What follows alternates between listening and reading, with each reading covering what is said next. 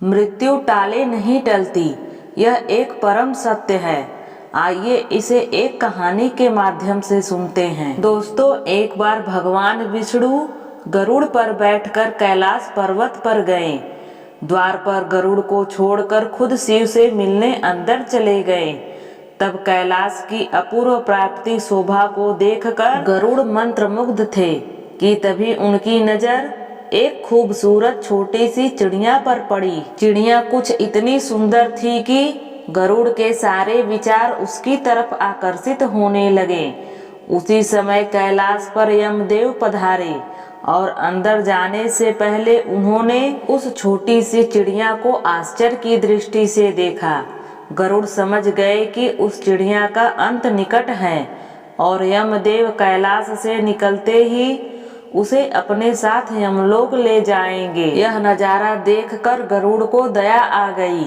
इतनी छोटी और सुंदर चिड़िया को मरता हुआ नहीं देख सकते थे। उसे अपने पंजों में दबाया और कैलाश से हजारों कोस दूर एक जंगल में एक चट्टान के ऊपर छोड़ दिया और खुद वापिस कैलाश पर्वत पर आ गए।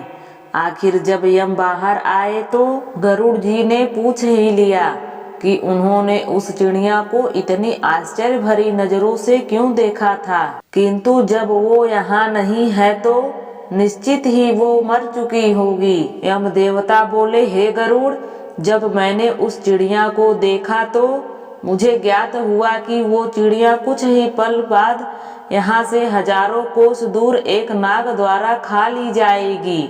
मैं सोच रहा था कि वो इतनी जल्दी इतनी दूर कैसे जाएगी। यम की बात सुनकर गरुड़ समझ गए थे कि उस चिड़िया की मृत्यु हो चुकी होगी और गरुड़ जी समझ गए थे कि मृत्यु टाले नहीं टलती, चाहे कितनी भी चतुराई की जाए। दोस्तों, भगवान श्री कृष्ण कहते हैं, करता तू वह है जो तू चाहता है, परंतु होता वह है जो मैं चाहता हूँ।